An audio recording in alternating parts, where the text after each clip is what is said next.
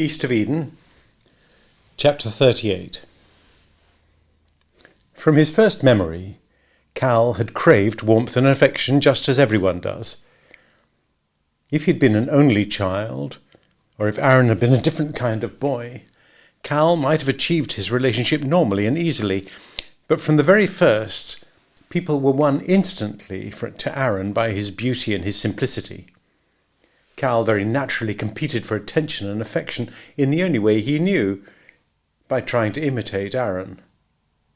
And what was charming in the blonde ingenuousness of Aaron became suspicious and unpleasant in the dark-faced, slit-eyed Cal. And since he was pretending, his performance was not convincing. Where Aaron was received, Cal was rebuffed for doing or saying exactly the same thing. And as a few strokes on the nose will make a puppy head shy, so a few rebuffs will make a boy shy all over.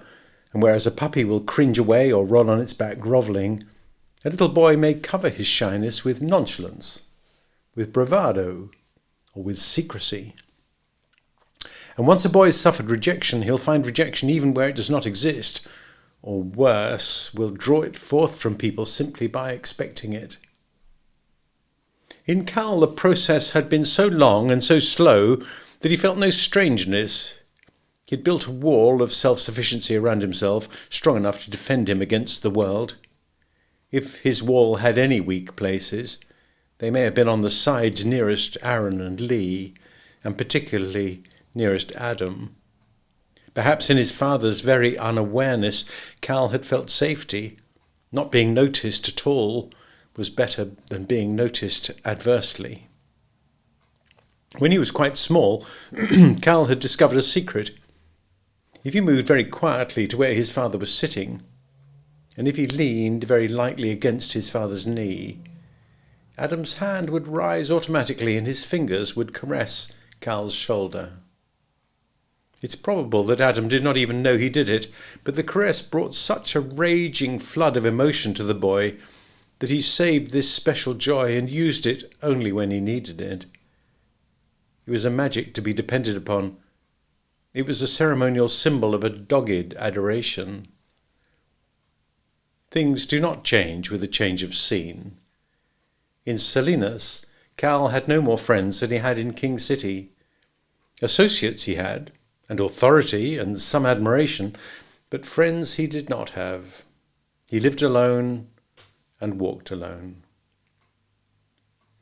If Lee knew that Cal left the house at night and returned very late, he gave no sign, since he couldn't do anything about it.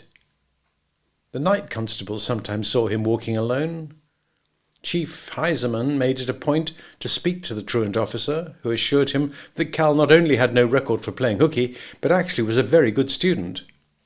The chief knew Adam, of course, and since Cal broke no windows and caused no disturbance, he told the constables to keep their eyes open, but to let the boy alone, unless he got into trouble. Old Tom Watson caught up with Cal one night and asked, "Why do you walk around so much at night?" "I'm not bothering anybody," said Cal defensively.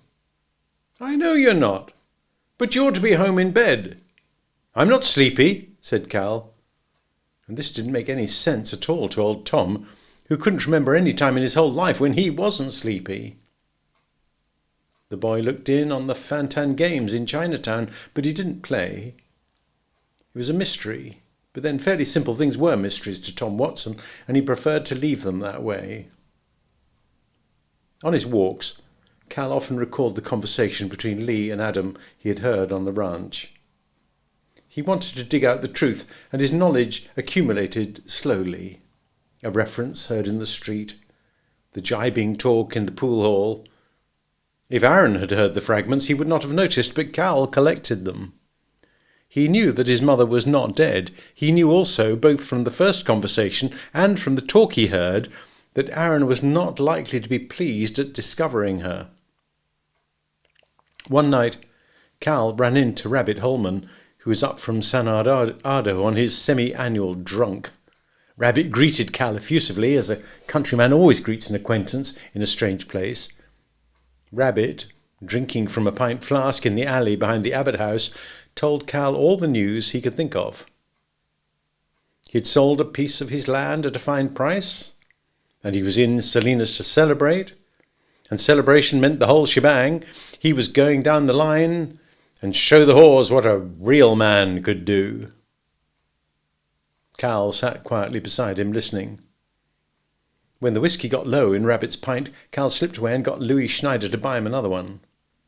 And Rabbit put down his empty pint and reached for it again and came up with a full pint. "Funny," he said. "Thought I only had one. Well, it's a good mistake." Halfway down the second pint, Rabbit had not only forgotten who Cal was, but how old he was.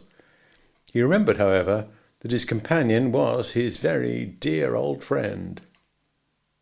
"Tell you what, George," he said, "you let me get a little more of this here lead in my pencil, and you and me will go down the line. Now, don't say you can't afford it. The whole shebang's on me. Did I tell you I sold 40 acres? Wasn't no good neither."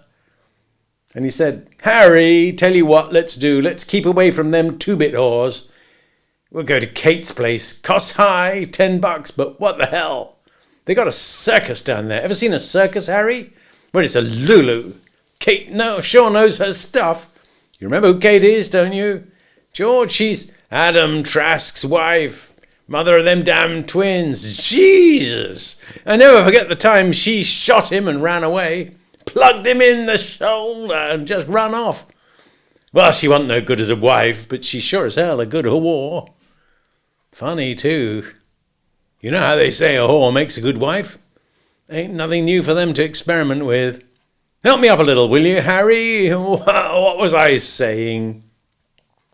"Circus," said Cal softly. "Oh, yeah, well, this circus of Kate's will pop your eyes out. Know what they do?" Cal walked a little behind so that Rabbit would not notice him. Rabbit told him what they did, and what they did wasn't what made Cal sick. That just seemed to him silly. It was the men who watched. Seeing Rabbit's face under the streetlights, Cal knew what the watchers at the circus would look like. They went through the overgrown yard and up on the unpainted porch. Although Cal was tall for his age, he walked high on his toes. The guardian of the door didn't look at him very closely.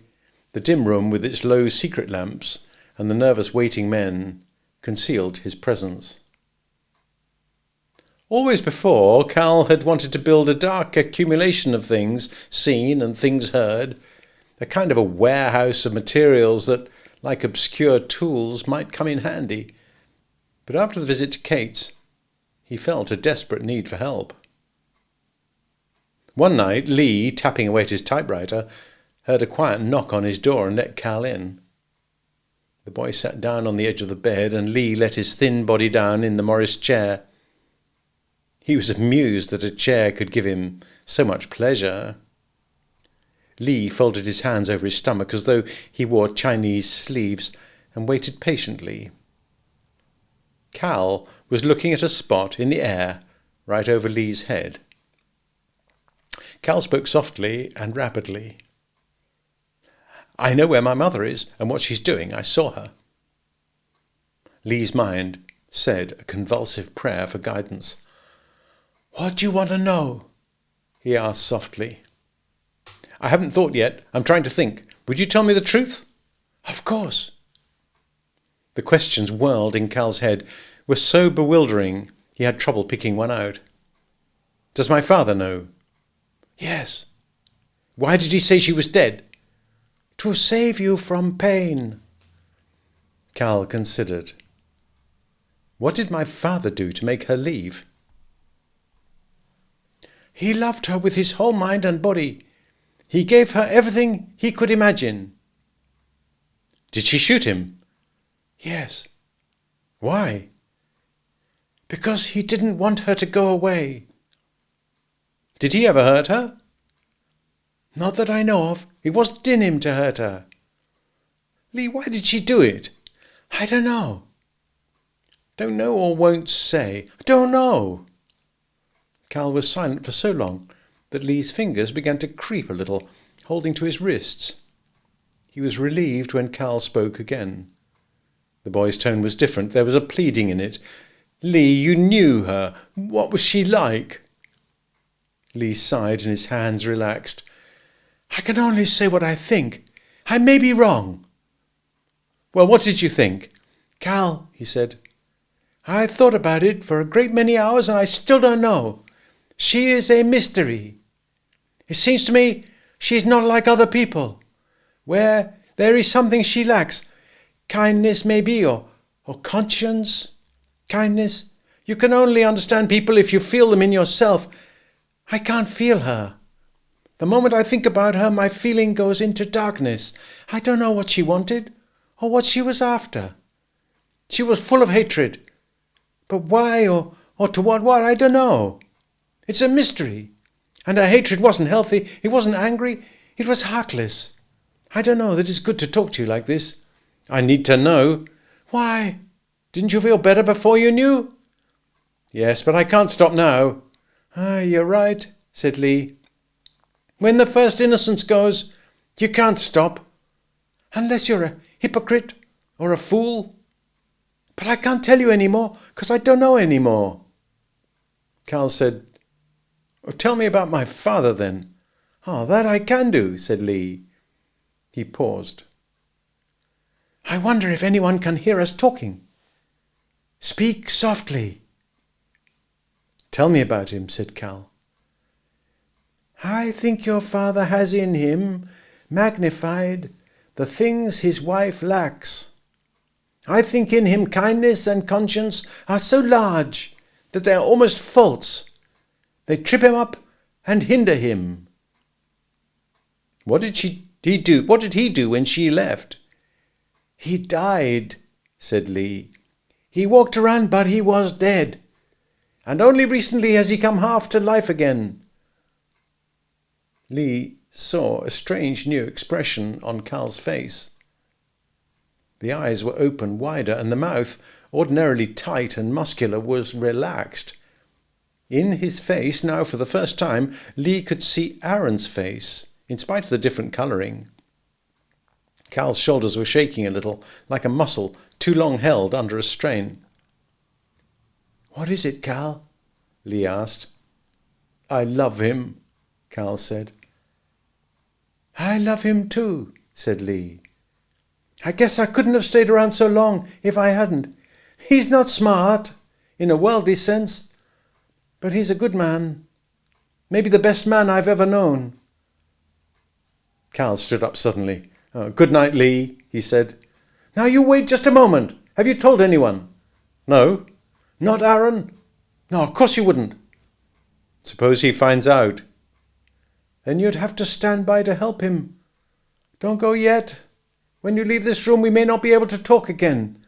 You may dislike me for knowing you know the truth. Tell me this. Do you hate your mother? Yes, said Cal.